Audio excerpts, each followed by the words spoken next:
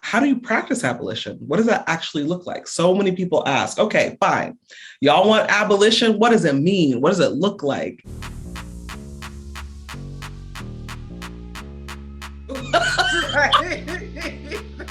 On this episode of Another Act, I talk with activist and author Patrisse Cullors about working in Hollywood, being courageous, and about her new book, An Abolitionist Handbook. Thank you so much for doing this today, Patrisse. Really excited. Thank you for having me. Absolutely. You know, I want to start here. You have this new book project called An Abolitionist Handbook. What was the inspiration behind this newest book? Why'd you want to do this one? You know, the memoir that I wrote was really an intervention during that time. It was challenging much of the rhetoric that, I was a terrorist, that co-founders of BLM were terrorists, that our movement was a terrorist organization. And I really wanted to paint a picture of a human being and who I was and who we were. This book is also an intervention, but it's a different kind of intervention. It's not a memoir. It's challenging this conversation around white supremacy, patriarchy, and what I'm trying to say in this book is that abolition is our answer. And, so much of what we understand as abolition, as in the public, is a very controversial term that's about getting rid of police and prisons. And while that is true, it is also about how we show up in the world, how we treat each other, how we hold space for each other, how we take care of each other. If the current system that we live in right now is, any indication of how we treat each other, which is really a system of punishment. I call it an economy of punishment, whether it's police or prisons. But also we're in the middle of a pandemic and we've witnessed a horrendous amount of medical neglect. This is not to disparage frontline workers, but to really talk about the system of healthcare, a system of healthcare that does not take care of everybody. That's also punishment. Neglect is punishment. And so I am really thinking about abolition and the economy that we can create through abolition, which is an economy of care, one that really centers the dignity and care of human beings. So where were we all in the world when you first started working on this project? Like, what was happening when you sat down and put pen to paper? This was pre-pandemic. This was 2019. I'd actually written an article for the Harvard Law Review, and that article was on abolition. I was asked by the Harvard Law Review. They were doing the first time ever the Law Review was doing a series on abolition. And so they asked me, would you be willing to write something? Absolutely. And they asked me almost like 6 to 8 months before I wrote the actual article. So I spent a lot of time thinking about it. What is it that I want to say about abolition? There's been so many things that have been said by amazing scholars like Ruthie Gilmore and Angela Davis, and, so many of my contemporaries that I talk about in this book. But what I felt like was missing and what I wanted to offer at that article was, how do you practice abolition? What does that actually look like? So many people ask, okay, fine. Y'all want abolition? What does it mean? What does it look like? And that article really spelled that out. And then from an article, a few folks, contacted me and said, hey, you want to write a book? You want to expand on this concept? Yeah. So I did. Yeah. It's interesting that you first started working on this book in 2019, because as you well know, a year later, the world, as we all knew it, quite literally changed, not just because of the global health pandemic and also the racial disparities that were further, and vulnerabilities, I should say, too, that were further uncovered because of that, but because we all saw the activation in the aftermath of George Floyd's murder. Did that shift things for you with regard to this book? If so, how? It's a good question. It didn't. I was still writing during that time. I would say it didn't necessarily shift things, but it made it ever more clear why we should be discussing abolition and why we should be ushering in a new conversation around abolition and honestly popularizing it. When people are scared of a term, many people are scared of Black Lives Matter.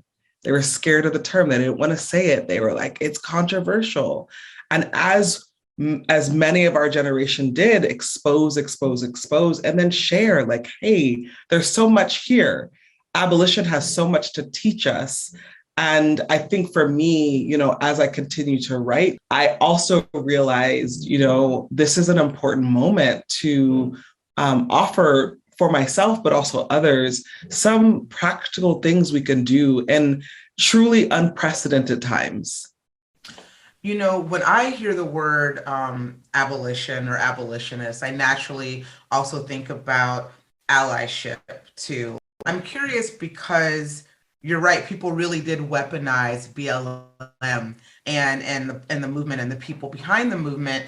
But are you encouraged, at least right now, when you see people showing up, allies, showing up in a way differently now in 2022 that maybe they weren't doing 5 years ago even? Yes.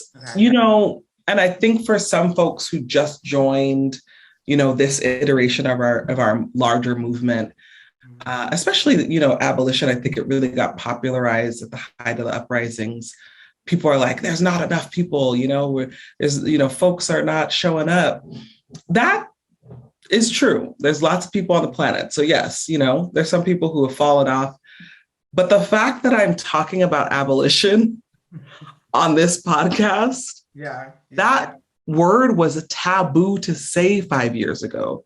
You couldn't talk about it. People thought you were crazy, that you were, you weren't being realistic. And so I always offer to people, especially because my training is as a community organizer and as an artist. And in both of those trainings, you're taught to imagine and envision. And the book really has a whole chapter on using your imagination. So much of what has occurred in the world and this current system is because someone imagined it, right? They imagined all of these things. So we have a duty to imagine something different. We have a duty to imagine a world where we all get our needs met. We have a duty to imagine a world where if a pandemic happens, people aren't suffering because of it. And so that is, what I'm really trying to get everyone to be thinking about as they read this book. You know this far better than I do because you're a very courageous human being. It took a lot of courage, I think, to step up and even activate the way that you did. Where does that courage come from? I love this question. I was always like a fiery child. There's always that one in the family. You were that one. I was that one. I was the one that my mom was like, stop talking back. And I was like, is that what I'm doing? Because I was always that person challenging stuff. So I feel like part of it is my personality, but I will say that my dad, I have two dads, a dad that raised me and then a dad that I learned was my biological father when I was about 11 or 12. Both of my fathers were really, really big encouragers of my courage. They were my biggest cheerleaders. They were the first, I would say, human beings who would remind me that I was amazing, powerful. And that went a long way. My father that raised me, he was the first person to teach me the Black Power fist. I was doing the fist at a like toddler age, not knowing what it was. And then as I grew up, really, him sharing that with me. So I think part of that was, really hearing from adults in my life, like you get to be courageous, you get to use that energy. And I grew up around a bunch of big Black men. And so they were always, being very protective of me, but also like empowering me to also, take care of myself and step into my power. And that, I have very fond memories. It's funny because it's not funny. It's intense because the world sees, our community in such a harmful light. And yet the memories I have of these huge Black men were them encouraging me to both love on myself, but also love on the world in as fierce a way as possible. I love that. Want to stick with courage because Here's something else that's really courageous that you have done.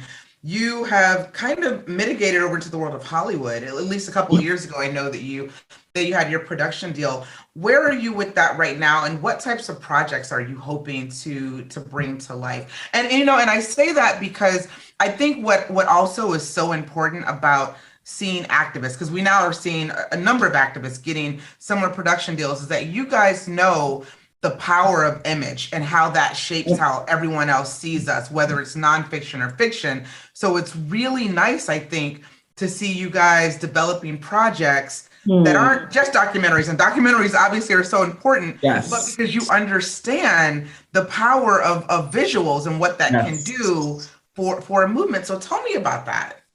Thank you for that. It's funny because I was actually in a writer's room before I got my production deal. I was in the Good Trouble writer's room, which is a show on Freeform, writing for the show, but also really focusing on a BLM character. On the show, her name's Malika. In real life, her name is Zuri. In that experience, I was asked to be in the writer's room. I had never written on TV before. And I said, hey, let me talk to my family and see if I can figure it out. It's a lot of commitment to be in a writer's room. But everybody was like, yeah, do it, especially for the experience. And when I stepped into that room and spent, weeks, I spent a year and a half in that room, I realized, oh my goodness, there's a whole other world around how to tell stories. And exactly what you said, I was very, for me, it was like, okay, the unscripted world, documentaries, but learning about scripted television and the power and the numbers, how many people we could reach through the show alone, I realized in that moment, I think I want to write television. I think this is another opening and opportunity. The way that I see my work at every single place that I'm in is being a community organizer. I'm there to tell a story. I have goals. And with my deal with Warner Brothers, it is about developing abolitionist content and looking at how abolition can be and is a part of our lives. I actually have a term for the art that I'm doing. It's called abolitionist aesthetics. White supremacy has created a culture. Patriarchy has created a culture. If we think about the MAGA hat, right? It wasn't just this hat that people put on their head. It was a cultural symbol.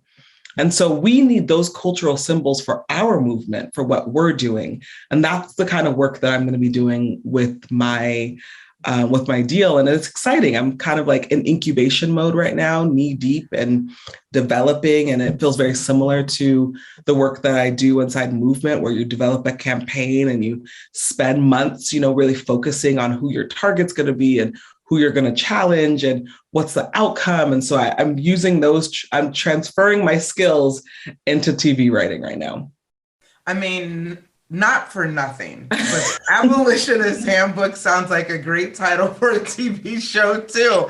So you have to be thinking along these lines, right? There's got to be some kind of integration, I think, of both of those worlds. You may be onto something, Kelly. Just shout me out. That's all I'm saying. Just shout me out for that. Patrisse, what was that one moment for you when you knew that your activism was more than a movement, when you really saw some shifts, happen? Is there something that you can identify? Absolutely. Well, I'll say two things, something personal and then something like external. So, I grew up with my mom pretty much every week asking me, what do you do? I'm not quite sure what to tell my friends. I've never seen it on TV. You're not a lawyer, you're not a doctor. What is it? And, I would try to explain her. I'm a community organizer. I fight the government. I fight systems. I try to change the conditions. And then one day I just started saying, I fight white supremacy and patriarchy. And she was like, okay, how do you spell that? Let me tell my friends. But, as the movement grew and specifically at the local level, so much of my work has happened here in Los Angeles, the place that I'm born and raised. But when my brother, the first time he was, experiencing a conviction that would have been life in prison, for being sick. My brother has severe mental illness. And I rallied my community together to raise $10,000 at the time to get him proper representation so he wouldn't spend a life in prison. And I remember visiting him, at the county jail and, across the plexiglass and him saying, I'm going to be here until Armageddon. Like, I'm going to die here. And I said to him, and I had no idea how I was going to raise that much money. I didn't have access to resources like that at that time. And I looked him in his eyes. I said, no, you won't. Like, I'm going to get you out. And hundreds of people around the country, this is before social media, wrote checks, sent us money, and we raised that money. And my mom, I remember her coming to me and saying, I understand what you do now. And that was so important. And that was so powerful because she understood the power of the people and the power of community. And then I think externally, it was absolutely when we were able to successfully stop the two $3.5 billion jails that were going to be built in LA County. There was going to be a mental health jail that was going to be built. And I put that in quotes because how can you build a mental health facility that's a jail?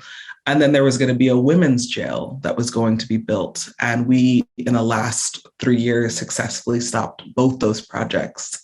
And that was when I understood, like, oh, what we are doing, it is so critical, not just for the now, but for the future as well. I have a feeling that your answer is going to be far different from how most of us would define success. But how do you define success? And again, I'm saying this under the prism of you have this incredible visibility. And with that visibility, come accolades like Time 100 most influential and so on and so forth. But how do you define success, whether it's something that you're activating or trying to get more people to activate behind, or even with what happens with your career personally? The way I really understand success has everything to do with have the material conditions changed for the most vulnerable populations in our community. And when they haven't, I'm like, we have to do more work. When they have, I always claim our victories. It's so important because people don't understand that it's always been movement.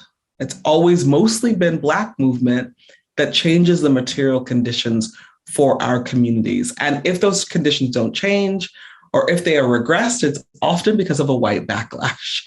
So it's really important that we're able to identify when we have victories and when we are successful.